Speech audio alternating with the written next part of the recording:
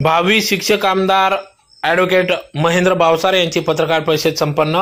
याबाबत अधिक वृत्त असे की धुळे जिल्हा मराठी पत्रकार संघाच्या सभागृहात आज दुपारी 2 वाजता घेतलेल्या पत्रकार परिषदेत ॲडव्होकेट बावसारे यांनी सांगितले की नाशिक विभाग शिक्षक मतदारसंघाची निवडणूक अत्यंत वादग्रस्त आणि विविध घटकांनी आज अंतिम टप्प्यात घेऊन पोहोचले असून पूर्वी ही निवडणूक शिक्षक संघटनांची होती, राजकीय पक्ष बाहेर होते, परंतु आता निवडणूक राजकीय पक्षांची हाती गेली आहे।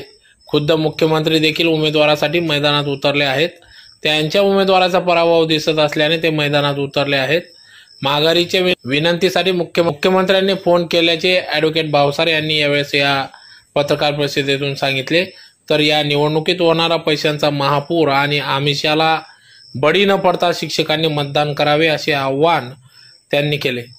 शिक्षक मतदारसंघ म्हणजे आपल्या घरातील आजोबा पंजोबांचा राजकीय वारसा जपण्यासाठी घरातील सदस्याला या मागील दाराने राजकारणात प्रवेश द्यावा यासाठी शिक्षक मतदार निवडणुकीकडे बघितले जात आहे आणि रिंगणात असलेले बहुतांश उमेदवार हे कारखानदार, महासम्राट अथवा राजकीय पाठबळ असलेले उमेदवार आहेत। या सर्व धावपडीत मी गेल्या 35 वर्षापासून केवळ शिक्षकांसाठी लढणारा वकील आहे। न्यायालयातून शिक्षकांचा लढा कायद्यासाठी त्रुटींमुळे अपयशी असल्याचे लक्षात आल्यामुळे हा लढा विधानसभेकडून शिक्षक आमदार म्हणून सुरू ठेवावा या हेतूने उमेदवारी केली आहे। या निवडणुकीच्या निमित्ताने प्रचार करताना शिक्षकांकडून मला उत्स्फूर्त असा प्रतिसाद मिळत असून माझा विजय निश्चित आहे असा दावा यावेळेस ॲडव्होकेट महेंद्र बावसारे यांनी पत्रकार परिषदेतून केला आहे। तर या पत्रकार परिषदेला ॲडव्होकेट महेंद्र बावसारे यांच्यासोबत राष्ट्रवादी युवक काँग्रेसचे प्रदेश उपाध्यक्ष सारांश बावसारे, राष्ट्रवादी युवक काँग्रेसचे जिल्हाध्यक्ष सुमित पवार उपस्थित होते। नाशिक विभाग शिक्षक मतदारसंघाची निवडणूक आज अंतिम टप्प्यात आली आहे। आज सायंकाळी प्रचार बंद होणार आहे। या शिक्षकांच्या निवडणुकीमध्ये कधी नव्हे ते माननीय मुख्यमंत्री हे देखील मैदानात उतरले आहेत।